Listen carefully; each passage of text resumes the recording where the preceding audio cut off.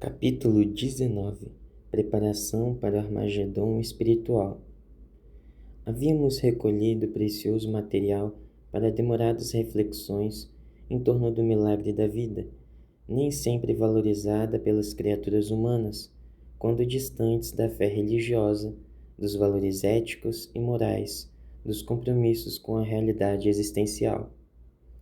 Durante toda a semana, estivemos visitando os grupos familiares que haviam sido convidados para a reconstrução da nova terra e a felicidade dos seus habitantes no futuro, bem como daqueles outros que se haviam comprometido espontaneamente, quando se deram conta de que estava ocorrendo a grande revolução do amor no planeta querido.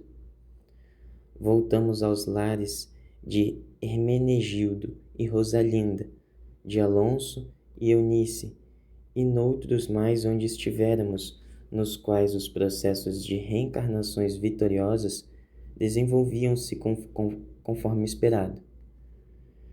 O benfeitor informou-nos que naquele reduto lôbrego, onde o crime se tornara uma constante e viviam os nossos irmãos espíritas cristãos, preservando o clima de paz em volta, o mensageiro que iria ali renascer demonstraria que o ambiente não é o responsável exclusivo pelo comportamento do indivíduo, pois que, em razão do seu estado evolutivo, destacar-se-ia no futuro, seguindo os formosos caminhos da magistratura, de maneira a modificar a soturna paisagem do lugar, mudando completamente a sua estrutura social, econômica e humana.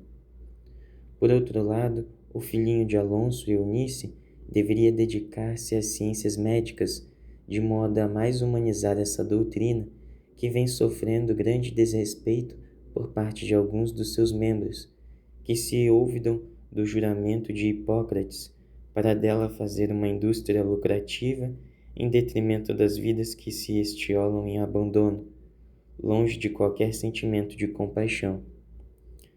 Diversos outros, de cujo programa participáramos, estariam comprometidos com diversas áreas do conhecimento científico e filosófico, com a vivência ética, especialmente na política, a cujo ministério se dedicariam com dignidade, modificando os padrões de conduta vigentes e fazendo respeitarem-se as leis constituídas, iniciando o mister por eles mesmos. Analisando que essa transformação se operaria em todo o planeta, podíamos antever um mundo sem as fronteiras do ódio, sem os separatismos étnicos que sempre geraram combates impiedosos, sem a miséria econômica portadora de males incontáveis e, principalmente, sem a miséria moral que desapareceria dando lugar a novos conceitos em torno dos comportamentos. Enquanto essa transformação não se realiza, embora esteja em franco desenvolvimento em toda parte, nas sombras dos guetos espirituais inferiores, os inimigos do bem urdem ataques e tramam vinganças odientas contra as criaturas. Nesse sentido, tendo em vista serem os espíritas sinceros os novos cristãos, sem nenhum desrespeito a outros tantos servidores do Evangelho de Jesus espalhados no mundo, tanto quanto cidadãos honestos não vinculados a nenhuma denominação religiosa, porém valorosos e dignos, as baterias da maldade estavam sendo colocadas na sua direção. É claro que também os indivíduos honestos e de sentimentos elevados não ficavam à margem da ação ignominiosa desses infelizes do além, por considerá-los obstáculos aos objetivos que abraçam, quais sejam a extinção do bem, as subjugações e vampirizações coletivas, como já se podem observar, porém, em número mais volumoso, a desventura e a alucinação nos jogos dos prazeres sórdidos. Com certeza, embora as armadilhas perversas e as perseguições inclementes, ninguém se encontre desamparado à mercê do mal, exceto quando se permite, espontaneamente, a vinculação com essas forças ignóbeis. Deter-nos-emos, especialmente, na área do movimento espírita, comprometido com Jesus e sua doutrina, alvo primordial de determinados grupos da Grey autodenominada como o mal. Acercando-se dos médiuns invigilantes, vem inspirando-os a comportamentos incompatíveis com as recomendações do Mestre Jesus e dos espíritos superiores, através da codificação kardeciana, estimulando-os a espetáculos em que a mediunidade fica ridicularizada, como se um adorno para exaltar o seu possuidor. Concomitantemente, fomentando paixões servis nos trabalhadores afeiçoados ao socorro espiritual nas reuniões mediúnicas, fazendo-os crer que estão reencontrando os seres queridos de outras existências, que agora lhes perturbam os lares e facilitam convivências adulterinas, em flagrante desrespeito aos códigos morais e aos deveres da família. Fascinação, subjugação, que se iniciam discretamente e roubam o discernimento de muitos, constituem o jogo das entidades insanas, aproveitando-se das debilidades ainda persistentes em a natureza humana. Além dessas ações nefastas, trabalham pela desunião dos companheiros de lide espiritual, pela maledicência para senhores diferentes e não para aquele que deu a vida em demonstração insuperável de amor e de compaixão por todos nós. Em determinadas situações, desencadeiam enfermidades de diagnose difícil, ocultando a sua interferência nos organismos debilitados e carentes de energias, levando ao fosso do desânimo pessoas afeiçoadas ao dever e comprometidas com a fraternidade legítima. Na área da caridade, movimentam os discutidores que perdem o tempo entre os conceitos de paternalismo e de promoção social, olvidados do socorro que normalmente chega à tarde, quando se aplicam as horas em ociosidade mental e divagação intelectual. O Armagedom bíblico do Apocalipse de João e das tradições judaico-cristãs não se restringe apenas à estreita faixa do Vale do Megido ou do monte do mesmo nome, quando os exércitos de todas as nações se reuniriam para a batalha final. Todo o planeta hoje pode ser denominado como o Vale de Jeosafá, onde já se travam as batalhas de extermínio em que o Senhor de Misericórdia será o Senhor da impostura e da perversidade.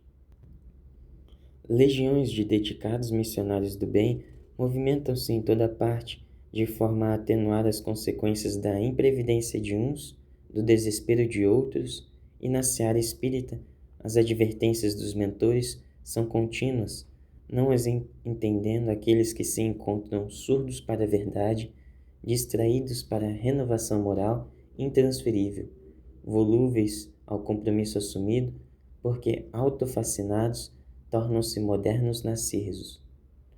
Oportunamente, Dr. Silvio informou-nos que estava sendo programado um encontro com um antigo rabino judeu, vitimado nos já referidos terríveis dias do fim do século XV, na Espanha, quando da expulsão dos não-católicos daquelas terras. Já conhecíamos a sociedade espírita, onde deveria ocorrer a atividade do nosso benfeitor, com um convidado espiritual, Eliashim Ben Sadoc, que comandava expressivo bando de assaltantes desencarnados, ora dedicados à campanha de extermínio dos discípulos da terceira revelação judaico-cristã. Para que lográssemos o êxito desejado, os mentores em nossa esfera de ação, fora da Terra, delinearam como se daria o encontro para o qual nos deveríamos preparar espiritualmente.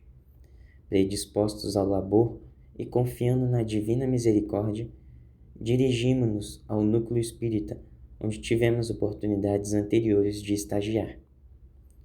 A instituição dedicada ao estudo da codificação do Espiritismo, conforme os austeros métodos utilizados por Allan Kardec, ressaltando o labor em torno da educação sob todos os aspectos considerados, porque não apenas adstrita às criaturas reencarnadas, mas também aos desencarnados em sofrimento e em ignorância das divinas leis, estava em plena realização do seu programa quando chegamos. As salas de estudos e de socorro fluidoterapêutico encontravam-se repletas de trabalhadores sérios e de necessitados de ambos os planos da vida. O salão, reservado para as conferências e simpósios, assim como aos passes coletivos, encontrava-se com todos os lugares tomados por pessoas expectantes e ansiosas pela palavra iluminada de que seria instrumento o expositor da noite. A movimentação dos espíritos desejosos de comunicar-se com os familiares era expressiva, assim como dos indivíduos atormentados por problemas de vária ordem que se haviam dirigido à casa espírita, esperando orientações e conforto para os dramas que carregavam como cruzes ocultas, íntimas e afligentes. Quando o encarregado da palestra chegou, pudemos notar a alegria sincera que se desenhou em muitos rostos. Pessoas que se encontravam contraídas aliviaram as marcas da aflição e exteriorizaram vibrações de simpatia que passaram a envolver o trabalhador de Jesus. De imediato, ele se deteve numa ou noutra fila, saudando os amigos e os visitantes, de modo que todos tivessem a oportunidade de receber-lhe o benefício das energias que também externava. Acompanhamo-lo de perto e escutamos as solicitações enunciadas e as silenciosas de grande número de presentes, confiando na inspiração que o tomaria e nas bênçãos que iriam recolher durante a mensagem de que se faria portador. Sempre vigilante, Dr. Silvio nos disse: o Espiritismo é uma doutrina séria, que não pode ser utilizada para a frivolidade nem para a autopromoção de qualquer dos seus membros. Representando o Consolador que Jesus prometeu, embora seja uma formosa mensagem portadora de alegrias, não se comporta como espetáculo hilariante para divertimento dos frívolos.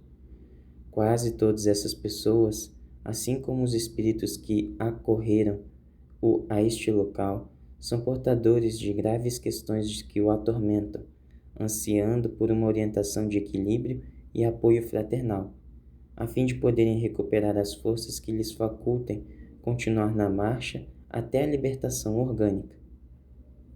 Familiares angustiados pela desencarnação de seres queridos, enfermos de diversas patologias, incluindo severas obsessões, anelam por diretrizes de saúde e de paz, vitimados por injunções socioeconômicas e de comportamento social, necessitam de bondade e auxílio para não tombar no fosso das depressões graves ou enlouquecerem de agonia ante as incertezas que os atormentam. Certamente, não há lugar para as gargalhadas nem os exibicionismos pessoais em falsas condutas terapêuticas de natureza circense. Ninguém mais feliz do que Jesus, no entanto, jamais alguém que se lhe equiparasse na seriedade com que sempre tratou das questões pertinentes ao reino dos céus. Pontualmente, à hora estabelecida, em respeito aos compromissos de todos, o diretor da casa deu início à reunião de estudos, convocando os presentes à oração gratulatória e solicitando inspiração para os labores da noite. À medida que falava com unção, foi aureolado por delicada luminosidade que dele mesmo se expandia. Em seguida, passou a palavra ao responsável pela dissertação da noite, que abordou a parábola do filho pródigo, lendo com cuidado o texto e, de imediato, interpretando-a em termos compatíveis com os conhecimentos atuais da psicologia, da filosofia, da ética, da sociologia e especialmente do espiritismo. Novos ângulos foram abordados, sutilezas ocultas nas lições foram expostas, atualizações dos ensinamentos tiveram seu momento de apresentação. Tudo isso numa linguagem escorreita e em tons coloquiais, levando os ouvintes atentos a reflexões interiorizadas que os iriam auxiliar a entender o significado profundo da mensagem de Jesus. entremeando a dissertação com observações joviais, vez que outra, numa metodologia pedagógica saudável que não diminuía a gravidade do conteúdo, inspirado por nobre estudioso do nosso plano, a todos nos sensibilizou com a palavra enobrecida e carinhosa.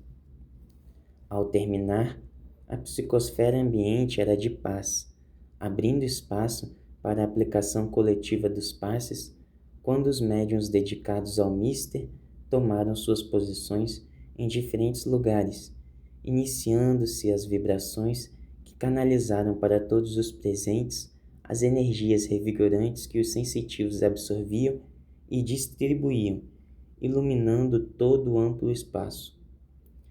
Familiares desencarnados acercaram-se dos seus afetos e os inspiraram, enquanto esses oravam afervorados, e ao término, após a prece de encerramento, todos saíram dominados por inefável bem-estar e renovados interiormente para os enfrentamentos da evolução. Em continuidade, o companheiro expositor encaminhou-se a uma pequena sala contígua, onde prosseguiu, ouvindo e aconselhando as pessoas que foram adrede selecionadas pelos atendentes fraternos.